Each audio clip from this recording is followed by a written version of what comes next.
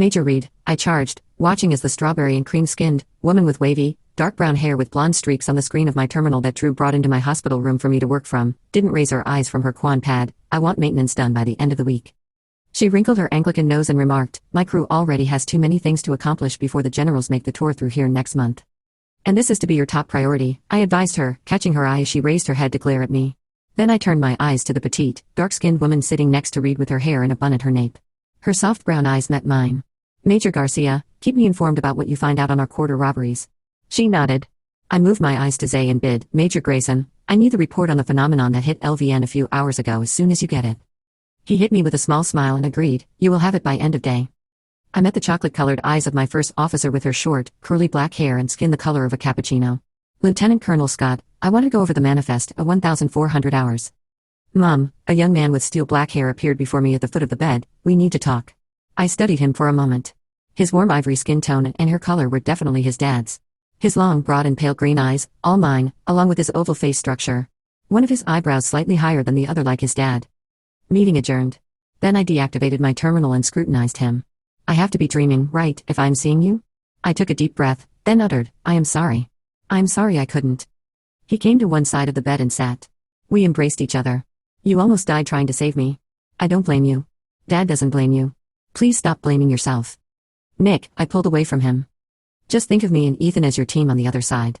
We are going to be coming to you with information. Follow it. You grew up well. Very handsome just like your dad. Speaking of dad, he is where you are supposed to be. Just keep talking with him, and things will be fine, Nick started, then flashed me a smile. He loves you, and you, him. Don't mess it up. It wasn't all me. No, it wasn't, but your life is full of secrets. That is your job. Just don't shut Dad out. When I nodded, he continued, things are not as they seem. You can trust Dad, Samantha, Tony, your gang, your IIB friends and Grandpa but no one else. Grandpa is about to risk his life to tell you the truth. Listen to him. What he has to say will lead the way. What's heaven like? Can you see what is happening here? How do you feel about your siblings? Am I going to be able to save Samantha? I'm glad you were able to have other children to love after me. I know everything is going to work out, he advised me, squeezing my hand, and that you and Samantha will be okay. I just don't know the details. Ethan said the key is in what Grandpa tells you. He hesitated for a moment, glancing away. Then he met my eyes again. There is something about the crash that you do not remember. It will lead you to what really happened to me. All of it is connected. What happened to you and what happened to Ethan is connected. He nodded. Pay attention to what Grandpa says, and follow up on what Ethan sent you. I have to go. He stood up and kissed my head. I love you, Mom, and tell Dad I love him too. I will visit him sometime. Then Nick disappeared. Immediately I woke up to see a man with short, dark auburn hair with my oval jaw structure and nose standing at the foot of my bed. His light green eyes smiling at me. He wore a periwinkle blue, buttoned-down, long-sleeved shirt under his black jacket and matching slacks. I never saw him wear jeans and t-shirts. He was no more comfortable in them than I was. Princess, he greeted me telepathically, how are you feeling? I saw Drew. You two are together again, aren't you? Dad. You are right. I am sorry. He paced back and forth for a few minutes before he stopped and looked at me. I could sense the anxiety and dread coming from him. What is it? You are scaring me. He took a deep breath and moved to one side of the bed. He confessed, your mom didn't want me telling you this. She tried to keep things as normal as possible for you and your sister while we lived on Earth. She wanted you two to blend in with humanoids as much as possible. I stared at him for a moment. To blend in with humanoids as much as possible, I repeated, studying him. We are humanoids. We have birth certificates issued by Earth. You were both born on India 7, an Earth colony. You both, along with your mother and me, are indigoid. Indigoid? What's that? We are a race of empaths. There are 3 levels of empaths on India 7. There is the first level, the minor ones, such as your mom and sister, then there is the second level, the more intermediate empaths, like me, and the third level, the uber empaths, a rarity on India 7, like you and Ethan. I covered my eyes for a moment, then removed my hands. I fired questions at him. If we are a race of empaths, why did Mom treat me as if something was wrong with me, like I was different? Why didn't any of the countless doctors I have seen over the years detect that I am indigoid? On a DNA test, the difference between us and humanoids is only detected on the cellular level, Dad provided, then took my hand. Your mom says she didn't want Abby to feel different, but I really think your mom didn't want you to be subject to the special treatment people, moving the hair out of my eyes with his other hand, with your level of the empath gift receive in our culture because she was jealous. It made her feel less than. I pressed, meeting his gaze, so, she made me feel less than? That nothing I ever did was good enough? He glanced down at his hand and then back up at me.